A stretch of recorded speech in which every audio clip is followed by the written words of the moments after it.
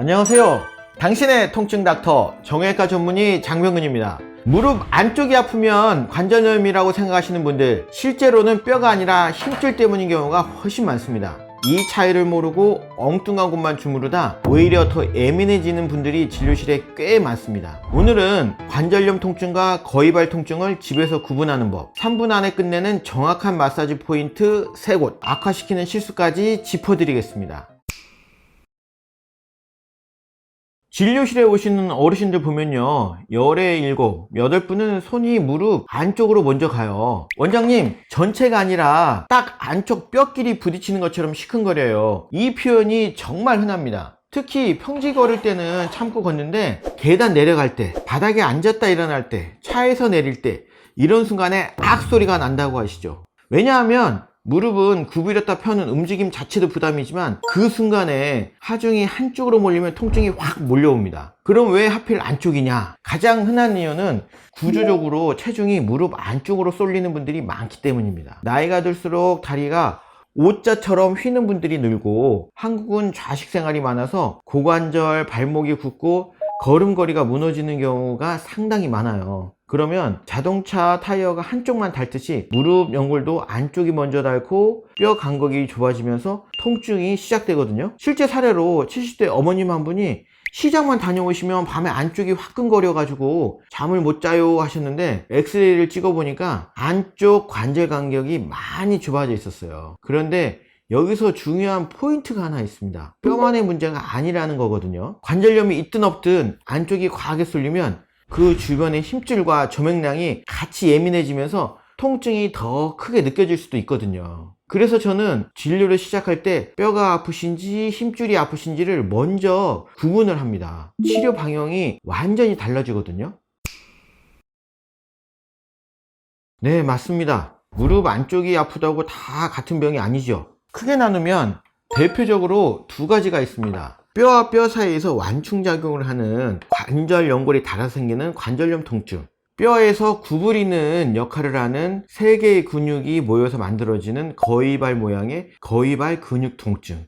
구분하는 가장 쉬운 방법은 딱 어디를 눌렀을 때 아픈지예요. 지금 영상을 보면서 집에서 10초만 체크해 보시면 아시게 됩니다. 무릎을 살짝 굽힌 상태에서 무릎 안쪽 관절선 틈을 눌렀을 때 아프면 관절염일 가능성이 높습니다. 오래 걸으면 뻐근하고 묵직한 느낌이 많아요. 반대로 거위발 통증의 경우에는 이 관절선보다 손가락 2-3마디 아래에 정강이 뼈 안쪽 위쪽을 눌렀을 때 아이고 거기 하면서 통증을 호소하시는 분들입니다. 여기는 허벅지에서 내려오는 힘줄 3가닥이 마치 거위발처럼 모이는 부위라서 거위발 건염 또는 그 밑 쿠션이 아프면 저맥낭염이라고 부르기도 하는데요. 실제 진료실 사례로 60대 후반 아버님께서 엑스레이를 찍어봤는데, 엑스레이는 관절염이 심하지 않다고 하는데 왜 이렇게 아프냐고 호소하신 적이 있어요. 제가 직접 진찰을 해보니까 뼈와 뼈 사이에 관절선은 괜찮은데 거위발 부위를 눌렀을 때 너무 아파하시는 거예요. 이런 경우는 뼈 자체보다는 힘줄이 뭉치고 그 밑 쿠션이 자극받는 경우가 많아서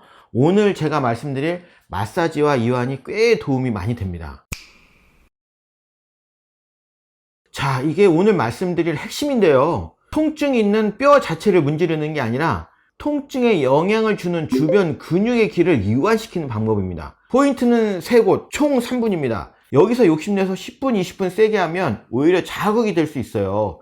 짧고 정확하게, 이게 제일 중요합니다. 첫 번째 마사지 부분은 정강이 뼈 안쪽 위쪽입니다. 여기는 뼈를 꾹 누르는 게 아니라 거위발근을 이루는 봉근, 박근, 반건양근의 근육 중심인 허벅지 중간을 엄지로 지그시 30초 누릅니다. 거위발근 염증의 원인이 근육이 경직되면서 뼈에 붙은 힘줄에 염증이 생기는 것이므로 원인이 되는 근육을 풀어주는 게 정답입니다. 강도는 10점 만점에서 6점에서 7점, 아프다가 아니라 시원하다 느낌이 적당합니다. 이 부위의 긴장이 풀리면 신경을 자극하던 압력이 줄어들면서 무릎 안쪽의 찌릿한 통증 완화에 도움이 될 수가 있습니다. 두 번째는 허벅지 안쪽 라인인데요. 무릎 안쪽에서 사타구니 쪽으로 이어지는 길입니다. 무릎 안쪽 통증이 있는 분들은 여기가 돌처럼 단단하게 뭉쳐 있는 경우가 꽤 있거든요. 손바닥이나 주먹 쥔 손의 넓은 면으로 위아래로 1분씩 쓸어주는 겁니다.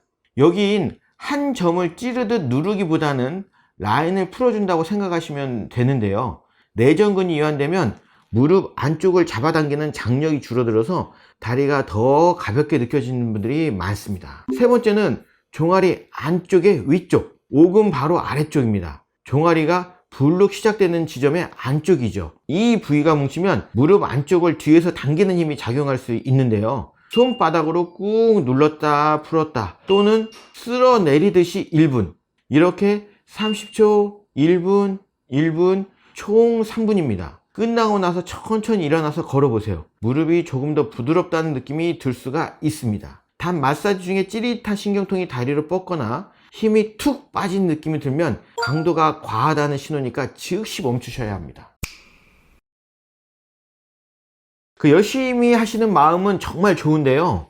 오히려 무릎을 더 예민하게 만드는 분들도 꽤 봅니다. 제가 딱 정리해 드릴게요. 이것만 피해도 절반은 성공이거든요. 첫 번째 실수가 뼈를 문지르는 겁니다. 관절선이나 튀어나온 뼈를 멍들 정도로 꾹꾹 누르시는 분들이 있는데요. 아픈 데는 더 세게 해야 풀린다 라고 생각하시는데 관절 쪽은 그러면 염증만 더 생깁니다. 우리는 뼈가 아니라 근육, 힘줄, 근막을 풀어야 되거든요. 두 번째 실수는 붓고 열날 때도 마사지를 강행하는 겁니다. 무릎이 퉁퉁 붓고 뜨겁고 빨갛게 달아올랐는데 풀면 낫겠지 하고 세게 하면 불난데 기름 붓는 격이거든요. 이럴 때는 마사지보다 휴식, 냉찜질이 먼저예요. 특히 밤에 욱신거리면서 열감이 올라오면 지금은 진정시키는 타임인 것입니다. 세 번째 실수는 통증을 참고 버티는 거예요. 마사지가 시원함을 넘어가지고 쩌릿쩌릿 찌릿하게 내려가면 신경이 자극받는 신호일 수가 있거든요. 그때는 멈추고 강도를 낮추거나 위치를 옮기셔야 됩니다. 통증은 몸이 보내는 경고등이거든요.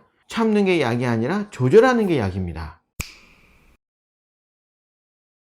저도 진료를 하다 보면은 무릎이 시큰할 때가 있거든요.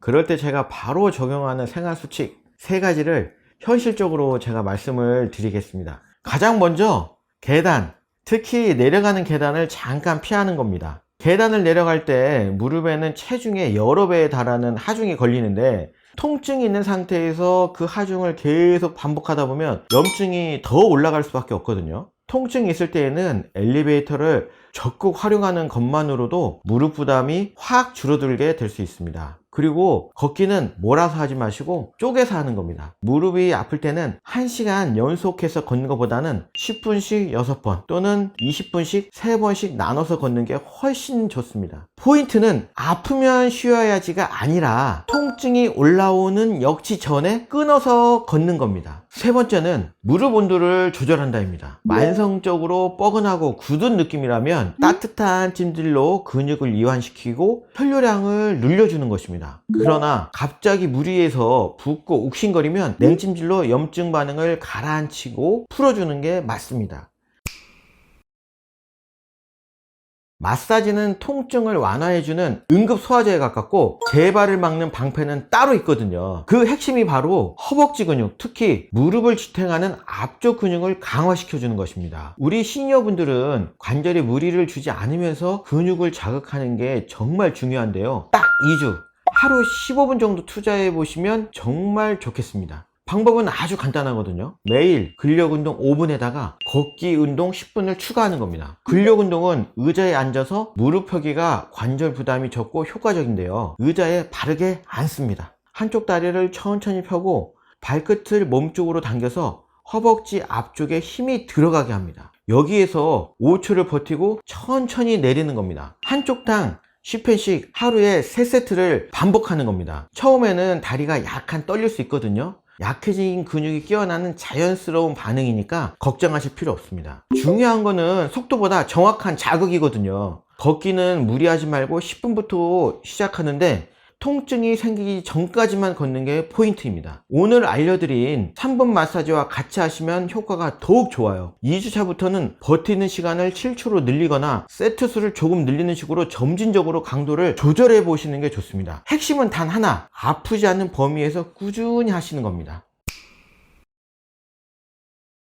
오늘 알려드린 방법이 도움이 되는 경우가 아주 많았겠지만 이거는 참고 버티면 좋아지는 게 아니라 치료 시기를 놓치면 오히려 악화되는 경우들인데요. 첫 번째가 체중을 싣기 힘들 정도로 통증이 심하거나 무릎이 휘청거리는 경우인데요. 단순히 뻐근한 게 아니라 걷기 자체가 불안정하면 인대나 뼈 문제를 꼭 확인하셔야 됩니다. 두 번째로 무릎이 펴지거나 굽혀지지 않고 잠기는 느낌이 들 때인데요. 이때는 걸리는 듯한 느낌이 연골판이 손상돼서 그럴 가능성이 아주 높기 때문에 MRI를 찍어서 꼭 원인을 확인해 보셔야 됩니다. 세 번째로는 다친 적이 없는데도 갑자기 무릎이 퉁퉁 붓고 빨갛게 열이 나고 오한이나 몸살 기운이 동반될 텐데요. 이거는 단순한 염증이 아니라 감염성 관절염이나 류마티스 질환 같은 신호일 수 있기 때문에 지체 없이 진료를 받으셔야 됩니다. 내 무릎이 보내는 신호를 정확히 파악하는 것이 건강한 백세관절을 지키는 지름길입니다. 지금까지 여러분의 통증 닥터 정형외과 전문의 장병근이었습니다.